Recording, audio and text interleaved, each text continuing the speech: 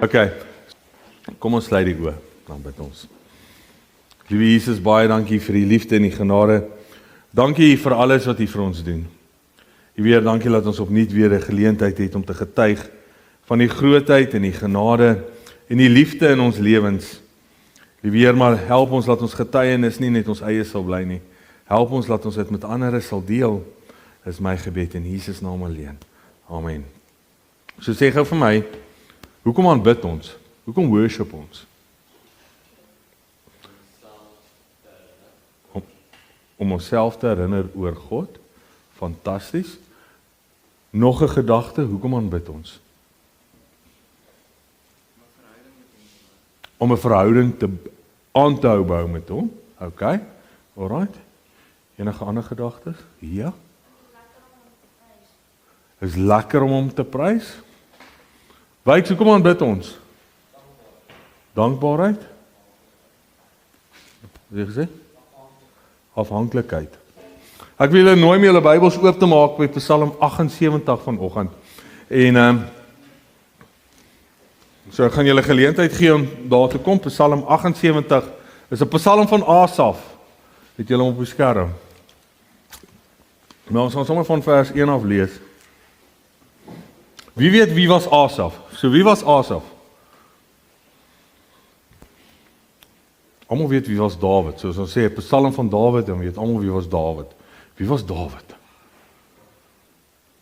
Wie julle weet wie was Dawid? Batseba se man sê. Dawid is die ou wat die Goliat gegooi het met 'n klip, is ek reg? Yes. En toe word hy een van die magtigste konings in die geskiedenis van Israel en die wêreld se geskiedenis. So wie was Asaf? Asaf was 'n Levitiese priester wat verantwoordelik was vir die aanbidding in die tempel. En dit is baie belangrik want dit is Asaf wat hierdie Psalm vir ons skryf. En hy skryf die volgende woorde en hy sê: "My volk, luister na my onderrig. Neig julle oor tot die woorde van my mond. Ek wil my mond open met te spreek. Raaisels uit die voortyd laat stroom.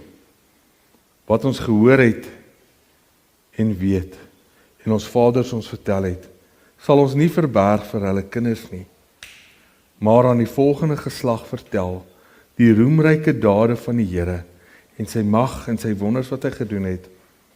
Hy het tog 'n getuienis opgerig in Jakob en 'n wet gegee in Israel wat hy ons vaders beveel het om aan hulle bekende kinders bekend te maak, sodat die volgende geslag dit kan weet en die kinders wat gebore word, dat hulle kan opstaan en vertel aan hulle kinders."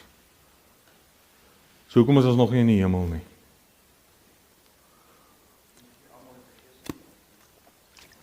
Nog nie almal het hulle keuse gemaak nie. Hoekom het almal nog nie hulle keuse gemaak nie? Hoekom weet hulle nie? Want ons het nie geluister na die instruksies van die worship leier Asaf nie. Waar het Asaf sy instruksies gekry? By God. So hoekom aanbid ons? Om te getuig van die wonderdade wat God in ons lewens gedoen het vir die volgende generasie. So wat moet julle doen? Julle moet doen wat ek en oom Wynand en tannie Jana nie gedoen het nie.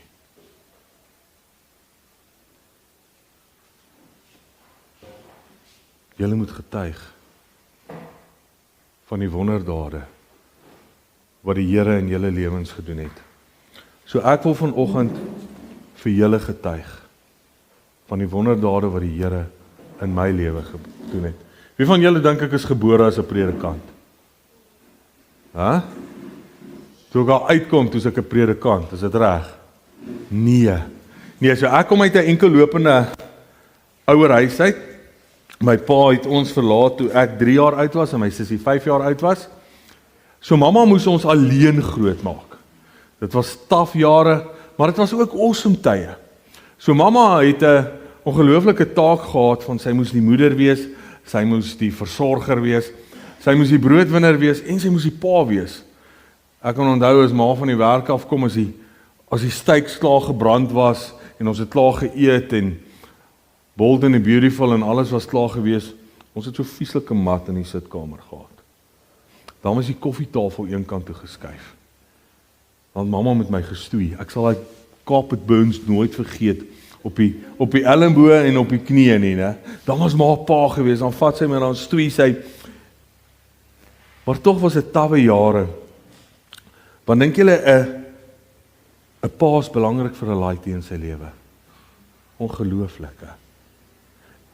En alhoewel ma alles gedoen het wat sy kon doen en haar beste gegee het, was pa net nooit daar nie. Dan maak hy sy verskyning en dan is hy deel van ons lewens en dan weet ons waar bly hy en dan vir 3 jaar verdwyn hy sommer net sonder om eers onderhoud te betaal. Niemand weet hom nie. Nie eens oupa Dawid het geweet waar was pa die meeste van die tyd nie. En dan moes die kerk weer kospakkies aandra en hulle moes weer vir ons sorg. En al wat Werner wou doen in sy lewe is sy pa se guns wen. Al wat ek wou gehad het is dat my pa sou kom en sê, weet jy Werries, ek is trots op jou. Jy's 'n awesome laaitie. Yes, maar nooit hè. En so vind ek op 12, 13 jarige ouderdom uit dat ek kan eintlik goed rugby speel. Ek kan 'n bal skop, beter as Mani Libbok, né? Yes, en ek begin te speel en julle sal nou nie weet wie naas Botha was nie. So al die afrigters en al die ooms elke Saterdag om die veld het gesê, hierdie is die volgende naas Botha. Yes, en ek speel en al die ooms like my. Maar my pa's nie daar nie.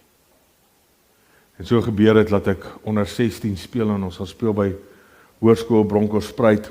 Dit's 'n groot wedstryd en ek breek my rug daardie dag.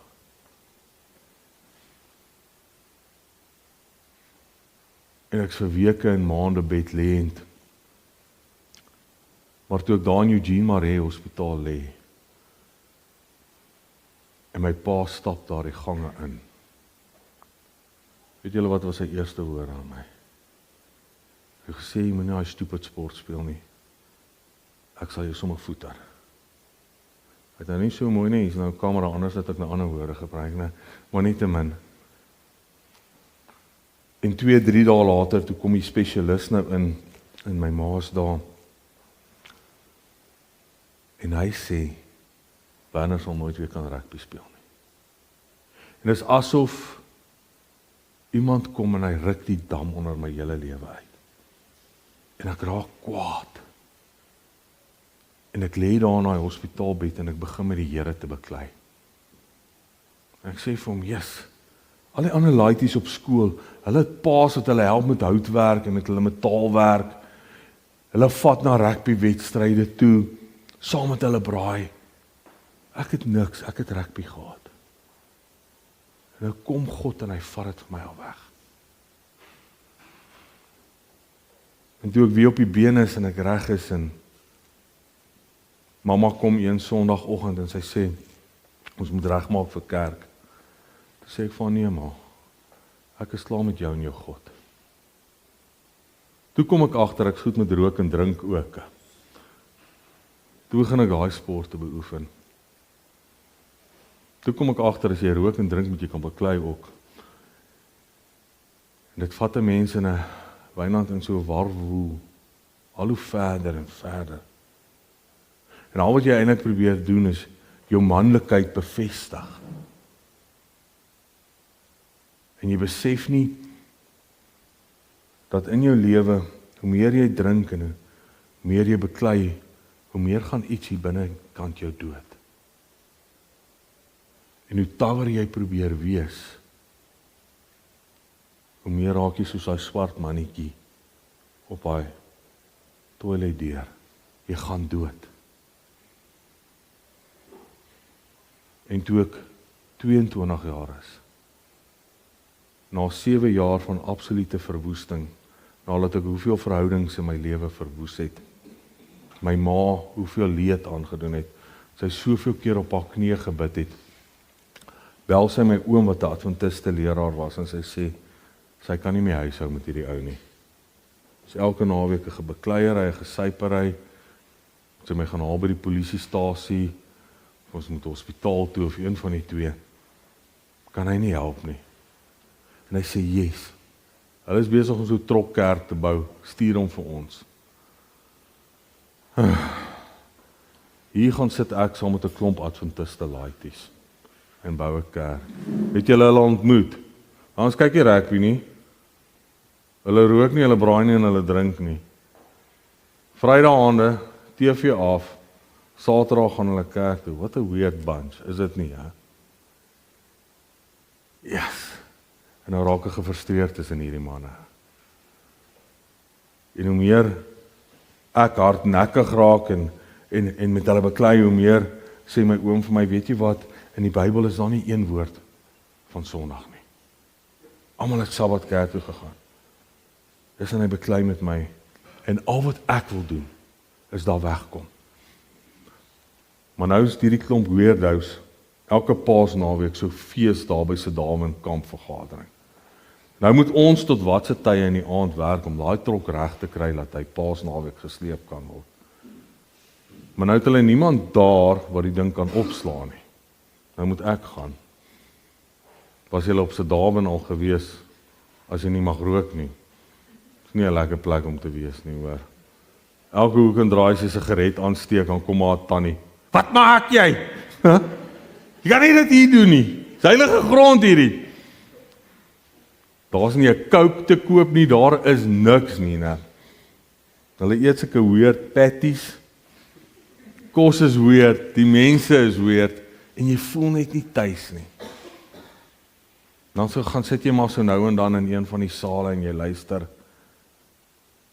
En dan dink jy, yes, ek sal eerder by my buddies nou wou wees. En ek dink dit was 6 jaar na dit. Toe sit ek een Vrydag aand daar in Queenswood, Pretoria, so agter my ma se meentuisie, sit ek in Messie's pub. En soos die boere dit wil hê, begin die ouens 10 uur op 'n Vrydag aand oor die Bybel te praat. Eers maar hulle praat en hulle gesels. En skielik sê ek vir hulle, weet julle wat? Nou wil ek slim wees, né? Weet julle wat die Bybel sê niks van Sondag nie. Ons moet eintlik Saterdag kerk toe gaan volg. Jesus en die ouens begin met my te stry. En die baarman, hy het 'n Bybel daar onder die kroeg, né? En hy haal hom so uit. En ons doen 'n studie op die Sabbat, op 'n Vrydag aand in Messie's pub. En my vriend Pieter sê vir my, kan nie wees nie. Hy het nog nooit ouens gesien Saterdag kerk toe gaan nie. Ek haal my foon uit en ek bel vir hom Louis. Ek sê vir hom, oom, waar is die naaste kerk? Hy sê vir my die adres en ons ry Saterdagoggend blink gedrink. Ons ruik na rook. Babbelas is groot. Ry ons gesien na kerk toe. En daar sit my neefie wat nie by gesien na kerk aanbid nie. En hy kan sy oë nie glo nie. En my vrou, wat toe nie my vrou was nie, wat ek toe leer ken het, by die kerk, sy en haar sussie kom na my toe en hulle, yes, wie is julle? Wat kan ons vir julle doen? Wil julle nie Woensdag aand by ons jeuggroep kom aansluit nie? En weet julle wat, die leraar begin toe daardie Woensdag aand met 'n Daniël en Openbaring reeks. En ek sê vir my chom, weet jy Pieter, ek is moeg vir my lewe. Ek voel hier's 'n leemte binne in my. Ek gaan hierdie ouens 'n kans gee. En ek het gebly. En ons het vir 3 maande deur goed gewerk. Toe eendag te besluit ek wil gedoop word. Ek wil by hierdie ouens aansluit. Dink julle ek het teruggekyk? My beste jare was my jare wat ek my lewe vir die Here gegee het. Wat ek 'n keuse gemaak het en ek besef het, daar's 'n emptiness within myself. Ek het my vrou daar ontmoet. My vrou het 3 eiers gelê. Pragtige kinders het uit daai eiers uit voortgekom. Ek het awesome mense ontmoet. Ek het awesome mense soos julle ontmoet, wat ek nooit sou ontmoet het nie. Never in my life. As ek nie daardie keuse gemaak het nie. So ek wil net weer vir julle lees wat Asaf sê. En onthou, wie van julle is ouer as 12 uur?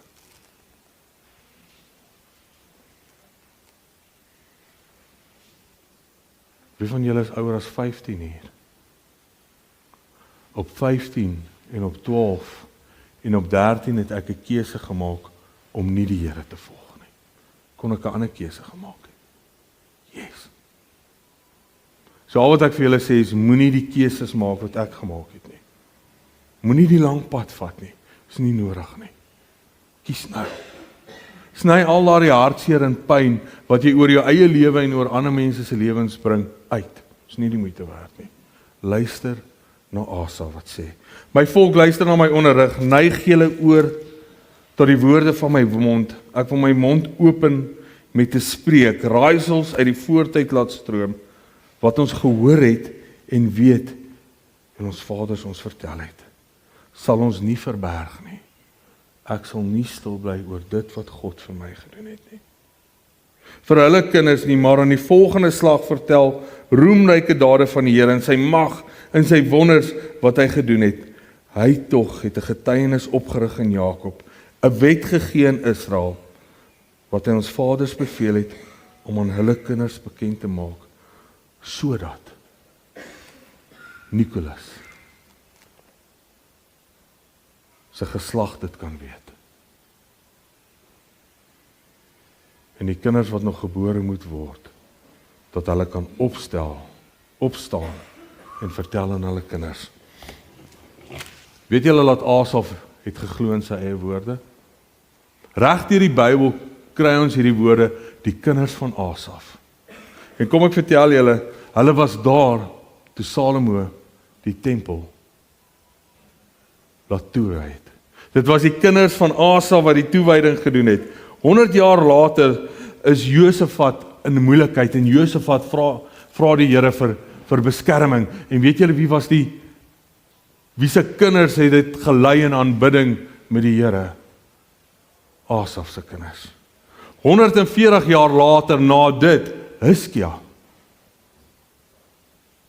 toe hy die tempel wil inwy het, was die seuns van Asaf daar. 80 jaar later, toe die wetboek van God weggeraak het, was die seuns van Asaf daar, om die wetboek van God voor te lees. 400 jaar later, na die ballingskap,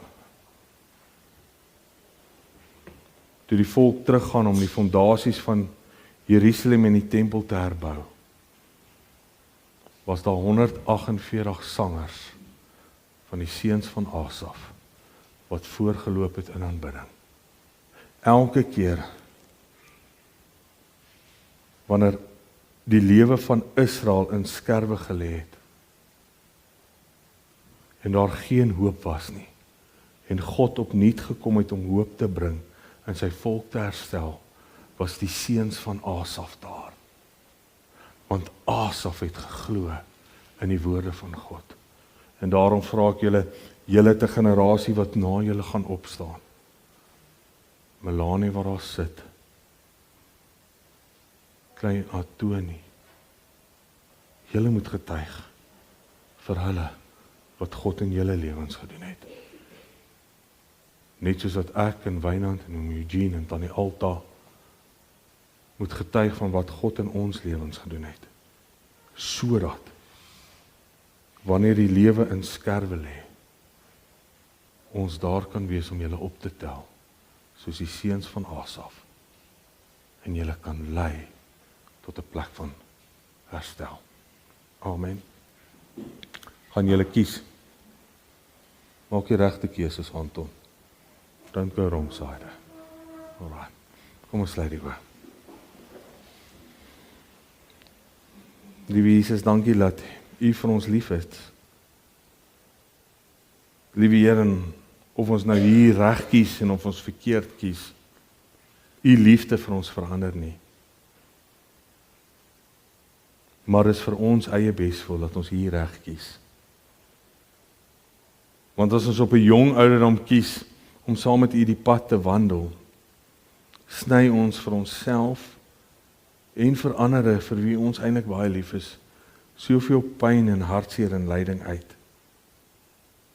Want die weg wat U vir ons bepaal het, is 'n weg van liefde en heling en genesing. Maar die weg wat ons soveel keer van onsself uiteensit, is 'n weg van hartseer en verdriet en verderf.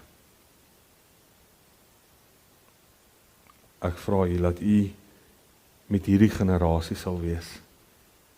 Dat hulle sal luister na die instruksies van Asaf. En dat ons sal besef, aanbidding gaan daaroor om U te loof en U te dank vir dit wat U in ons lewens gedoen het. Sodat ander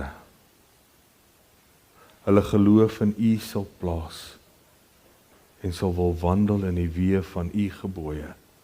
Dankie dat U ons liefhet. Dis my gebed in Jesus naam alleen. Amen.